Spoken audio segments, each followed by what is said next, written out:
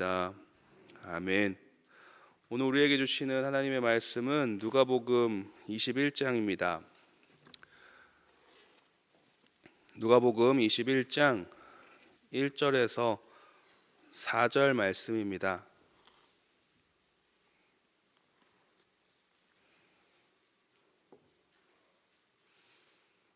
이는 살아계신 하나님의 말씀입니다. 함께 받들어 읽겠습니다. 예수께서 눈을 들어 부자들이 헌금함에 헌금 넘는 것을 보시고 또 어떤 가난한 과부가 2렙돈 넘는 것을 보시고 이르시되 내가 참으로 너희에게 말하노니 이 가난한 과부가 다른 모든 사람보다 많이 넣었도다. 저들은 그 풍족한 중에서 헌금을 넣었거니와 이 과부는 그 가난한 중에서 자기가 가지고 있는 생활비 전부를 넣었느니라 하시니라. 아멘. 오늘은 정독표에 따라서 누가복음 21장이 시작되는 날입니다.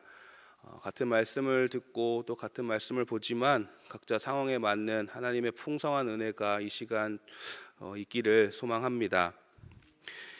예수님께서 이 헌금함 건너편에 앉아서 사람들이 헌금하는 것을 이렇게 지그시 지켜보고 계셨습니다. 성전에 그 헌금함은 13개가 있었다고 해요. 뿔 모양으로 이렇게 제작이 되어 있었어요. 동전을 이렇게 넣으면 이렇게 똘롱 하고 들어가는 그런 헌금함인데요. 예수님께서 많은 사람들이 와서 그 헌금함에 헌금을 하는 그 광경을 지그치 보고 계셨습니다. 왜 보고 계셨는지는 모르겠습니다. 왜 그 장면을 보고 계셨는지는 모르겠지만 이 보고 계실 때에 일들이 막 벌어집니다. 먼저 부자들이 와서 이렇게 헌금을 하는 모습을 보시고 그러다가 가난한 과부가 와서 또 헌금하는 모습을 보십니다. 가난한 이 과부가 넣은 헌금은 2렙돈이었다고 오늘 말씀하십니다. 정확한 수치 표현이 있습니다. 2렙돈입니다. 이 렙돈은 유대 화폐의 최소 단위입니다. 가장 작은 구리 동전인데요. 이 렙돈이 어느 정도 가치인가는 어떻게 계산을 할 수는 있지만 여기서 중요한 것은 정말 가장 작은 돈이었다라는 것입니다. 정말 작은 돈이었다라는 것을 의미합니다. 이 예수님께서 부자와 과부의 헌금을 하시는 모습을 보시고 가르침을 주시는데요. 먼저 과부의 헌금에 대한 이야기를 하십니다. 3절 말씀 보겠습니다. 함께 보겠습니다. 이르시되 내가 참으로 너희에게 말하노니 이 가난한 과부가 다른 모든 사람보다 많이 넣었도다. 다른 모든 사람보다 많이 넣었다라고 말씀하십니다. 그런데 사실 아니죠. 2렙돈이라고 표현하셨습니다. 과부가 넣은 것은 고작 2렙돈이었습니다.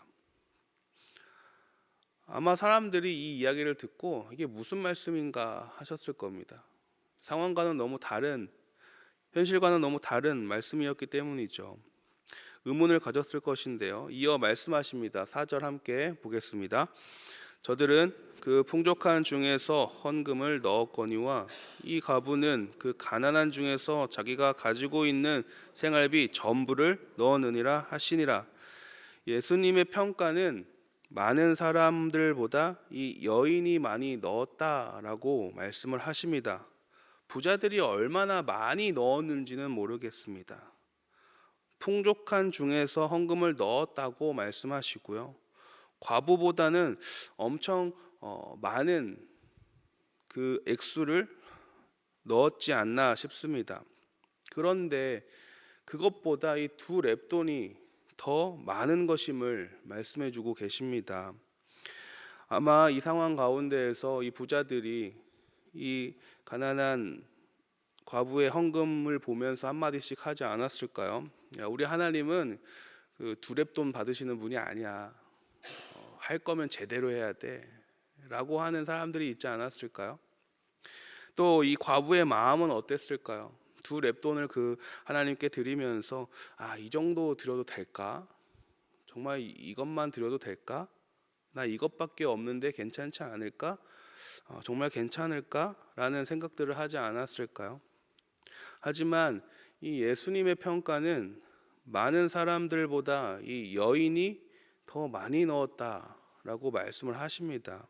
이는 이 가난한 가부의 그 온전한 헌금에 대해서 칭찬하신 겁니다. 이런 칭찬을 통해서 외식적인 신앙에 빠져 있던 이 유대 종교 지도자들, 또 간접적으로 책망하는 동시에 이 진정한 신앙인의 모습은 이래야 된다라는 것을 이렇게 말씀해 주셨던 겁니다. 하나님의 셈은 이렇습니다. 실제 액수와 상관없습니다. 액수와 상관없이 과부의 헌금을 가장 큰 헌금이라고 하시는 분이십니다. 왜냐하면 이 과부의 헌금은 가난한 과부가 가진 전부였고 최선이었기 때문입니다. 그 전부와 최선으로 하나님께 드렸기 때문에 가장 큰 헌금이다라고 말씀하셨습니다. 이런 생각을 또 해봤습니다. 만약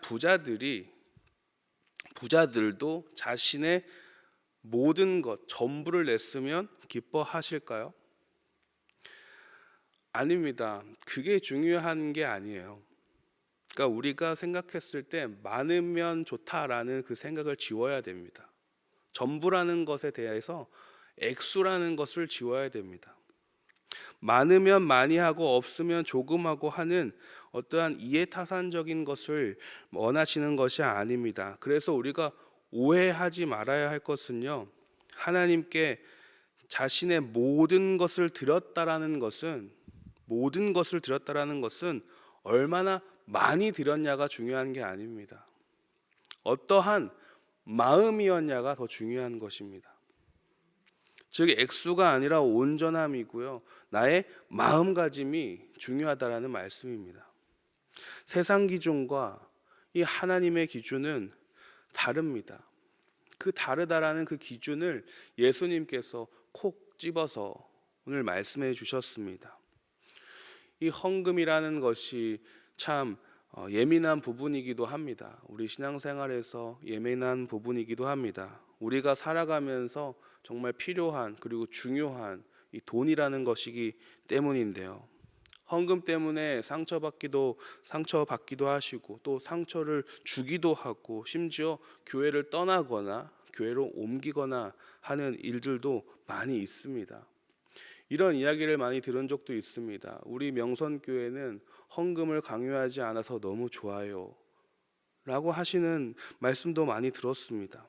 이런 이야기를 들으면 사실 참 속상합니다.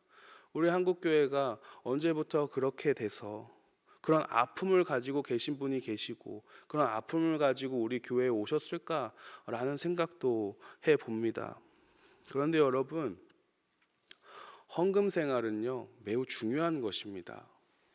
우리가 꼭 해야 하는 생활입니다. 하나님께서 주신 것에 대한 그 감사의 표현으로 반응하는 것이기 때문에 당연히 해야 하는 중요한 일입니다.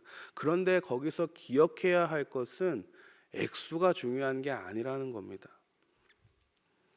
액수가 중요한 것이 아니라 하고 안 하고의 행위가 중요한 것이 아니라 하나님을 향한 온전한 나의 마음의 그 표현이라는 것입니다. 그 온전한 마음이 중요하다는 사실입니다. 올바른 신앙, 올바른 이 믿음은 나의 태도로부터 알 수 있습니다. 그래서 헌금은 온전한 마음으로 하셔야 합니다. 그것은 은혜 받은 우리의 당연한 반응이기 때문입니다. 온전한 마음이 중요한 것임을 깨달아야 합니다. 헌금 많이 하면 복 받습니다라는 이야기 들어보셨나요? 이거 틀린 말입니다. 이것 때문에 상처받고 이것 때문에 상처 주고 교회를 떠나고 하는 겁니다. 헌금은 복 받으려고 하는 거 아닙니다. 교역자들과 몇 년 전에 설악산을 다녀온 적이 있습니다. 워크숍으로 설악산을 다녀온 적이 있는데요. 그 설악산 국립공원 안에 있는 절 있잖아요. 거기에 이렇게 멘트들이 써 있는 걸 봤습니다. 등불 다는데 얼마? 기와 올리는데 얼마? 그런데 좀 신기한 걸 봤어요. 가까워지고 높아질수록 가격이 올라가더라고요. 그리고 개수에 따라서 금액이 달라지고요. 그리고 그 가격이 정말 천차만별이더라고요. 정말 놀랐습니다. 그런 등급이 있더라고요.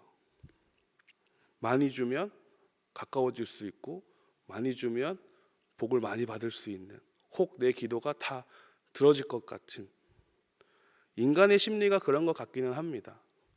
그런데 우리 하나님은요, 내가 헌금 많이 하면 거기에 따른 많은 복을 주시고, 조금 하면 거기에 따라 작은 복을 주시고, 그런 하나님이 아니십니다. 복을 받기 위해서 헌금하는 것이 아니라는 말입니다. 하지만 부어주시는 복을 누릴 수는 있습니다. 돈이라는 것에서, 물질에 대해서 자유로워질 수 있습니다. 보리떡 5개와 물고기 2마리로 5,000명을 먹이시는 하나님이십니다. 엘리사에게 찾아온 여인에게 빈 그릇에 그 기름을 가득 채워주시는 분이 우리 하나님이십니다. 이게 축복입니다.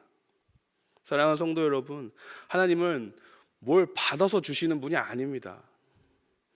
올바른 신앙, 올바른 믿음에 대한 이 올바른 태도를 가진 저와 여러분이 되기를 소망합니다. 그렇다면 이 온전한 마음이라는 것은, 이 온전한 마음의 헌금이라는 것은 어떻게 알 수 있고 어떠한 기준으로 그걸 알 수 있을까요? 어떠한 기준이 온전한 걸까요? 앞서 헌금을 하면 하나님이 기뻐하시고 얼마를 내면 하나님께서 기뻐하시고가 아니라는 것을 알게 되었죠. 그럼 온전한 마음, 그게 중요한 것인데 그 기준이 도대체 뭘까 생각해 봐야 합니다. 온전한 마음은요, 하나님과 나와의 관계에서부터 시작됩니다. 4절 말씀을 보시면 이 가난한 중에서 자기가 가지고 있는 생활비 전부를 넣었다라고 말씀을 하시는데요, 이 말은요, 하나님께서 전부가 어느 정도인지를 다 알고 계시다라는 겁니다. 어느 정도를 가지고 있다라는 것을, 상황과 형편을 벌써 예수님이 다 알고 계시다라는 거예요. 예수님을 속일 수가 없다라는 것이죠. 우리 머리털 개수까지 알고 계시는 분입니다. 우리가 어떤 생각을 하고 있는지까지도 다 알고 계시는 분입니다. 그러니까 이 온전한 마음은 하나님을 향한 나의 마음, 정말 그 마음, 그걸 다 알고 계시는 하나님, 이로부터 시작이 됩니다. 온전한 마음은 올바른 신앙, 올바른 믿음을 통한 나의 태도로 나오는 것이다 라고 말씀드렸습니다. 그런데 우리가 생각해 보아야 할 것은 꼭 물질뿐만이 아닙니다. 우리 가진 모든 것을 얘기합니다. 시간, 관계, 헌신, 모든 것 똑같습니다. 내 삶의 자체가, 내가 살아가는 이 삶의 자체가, 내 삶의 전부가 온전한 마음으로 하나님께 드려야 된다는 것입니다. 모든 성도는 자신의 가진 것이 많고 적음을 떠나 하나님을 향해 언제든지 이 가난한 과부처럼 최선을 다해서, 내 가진 것 전부를 다해서 헌신하는 마음과 감사하는 마음, 그리고 정성스러운 마음으로 하나님 앞에 나아가야 한다는 것, 이것이 중요한 것입니다. 오늘 말씀을 통해서 하나님을 온전한 마음으로 온전히 사랑하는 일에 반드시 돈이 큰 액수가 필요한 것이 아니다라는 것을 알려주셨습니다. 하나님은 우리의 것을 뺏어가면서 모든 걸 나에게 주거라, 그럼 내가 다 해결해 준다 하시는 분이 아니십니다. 하나님의 기준을 깨닫는 저와 여러분이 되기를 소망합니다. 하나님의 기준을 깨닫고 온전한 마음으로 하나님께 모든 것을 드리는 저와 여러분이 되기를 소망합니다. 말씀 기억하시면서 우리 함께